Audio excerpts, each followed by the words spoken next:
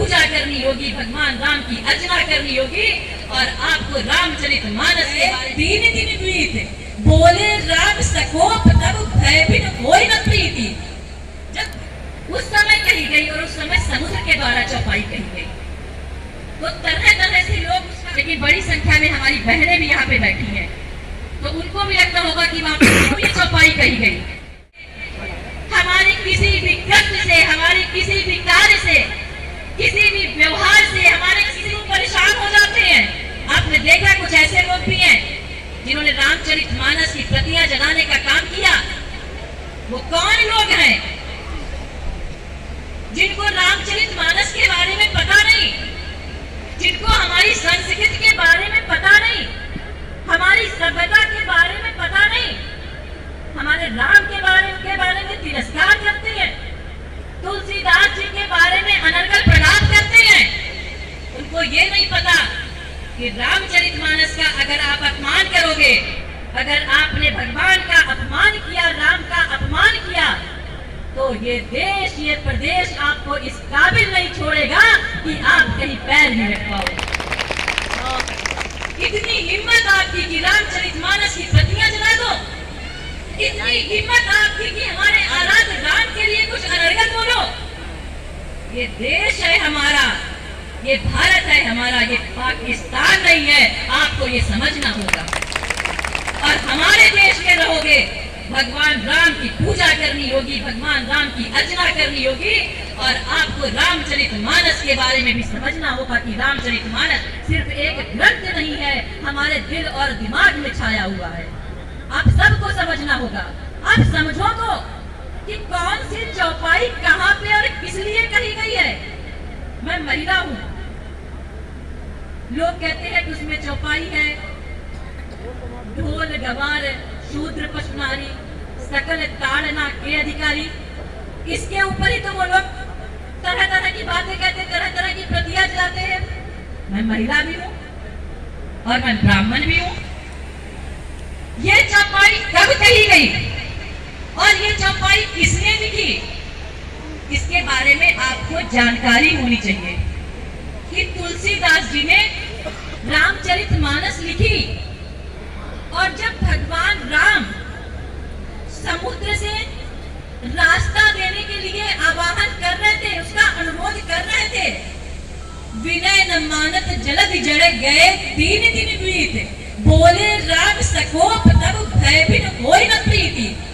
जब भगवान राम ने समुद्र से रास्ता देने के लिए कहा कि हमको रास्ता दे दो और 3 दिन तक जब रास्ता नहीं दिया, तब भगवान राम ने लक्ष्मण से धनुष लेकर के प्रत्यंचा चलाई और उस समय की ये चौपाई है कि विनय न मानत जलद जड़ गए तीन दिन तक। ये समुद्र ने कहा।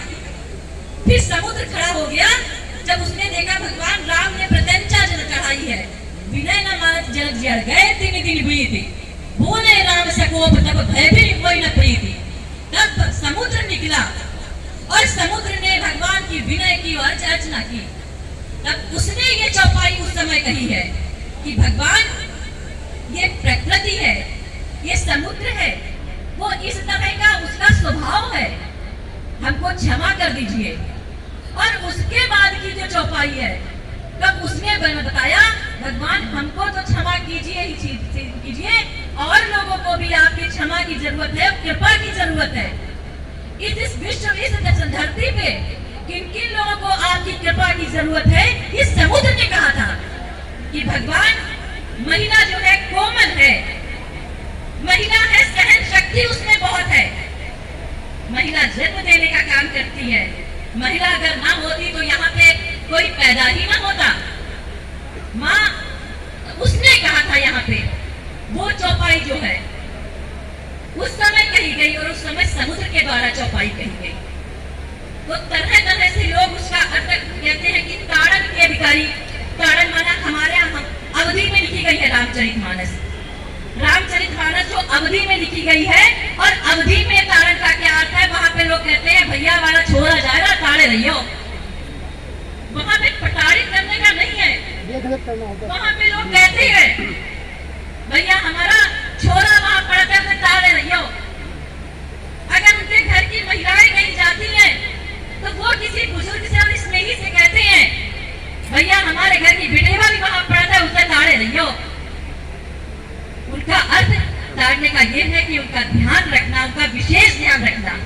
और कुछ लोगों ने जिनकी मानसिकता कैसी है हमने आपको बताया, वो लोग इसका अलग खराब करते हैं। और आज बताने की जरूरत यहाँ पे इसलिए हुई, वैसे तो आप सभी लोगों को बहुत सारी जानकारी है, ऐसा नहीं है किसी को कुछ पता नहीं, लेकिन बड़ी संख्या में हमारी बहनें भी यहाँ पे बैठी हैं, तो उनको भी लगता होगा कि वहां पर क्यों ये चौपाई कही गई। ये चौपाई समुद्र ने कही थी और किस लिए कही, कब कही गई, इन चीजों का हमको ज्ञान होना चाहिए। उनको आप करारा जवाब दो, जो लोग प्रतियां जलाते हैं उनसे कहो, सीखो हमारे यहाँ की संस्कृति क्या है, हमारी सभ्यता क्या है।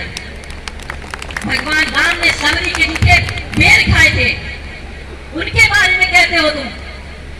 उस रामचरितमानस के बारे में कहते हो जिसने सिखाया कि जीना क्या है, जिसने बताया धर्म क्या है।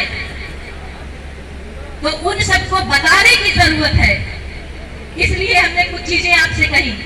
और भाइयों हमें पता है जब आवश्यकता होती है आपकी, आप ऐसी ही ताकत दिखाने का काम करते हो। और एक चीज हम और भी कहना चाहेंगे, हमारे तीनों प्रमुख यहाँ पे है, दिल बड़ा करिए। दिल बड़ा करके ही सब आए हैं, आपको भी दिल बड़ा करना होगा।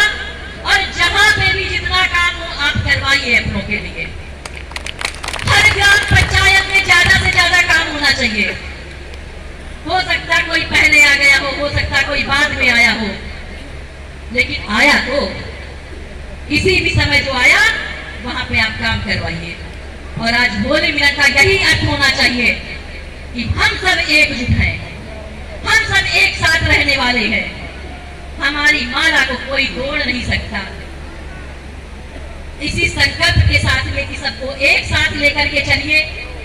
जहां पे जो काम होने वाले हैं वहां पे उन कामों को कराइए। हमारे किसी भी कृत्य से, हमारे किसी भी कार्य से, किसी भी व्यवहार से, हमारे किसी भी आचरण से किसी को भी कोई कष्ट ना हो। आज होली मिलन में हमको ये संकल्प लेकर के यहाँ से जाना होगा। बहुत बहुत धन्यवाद।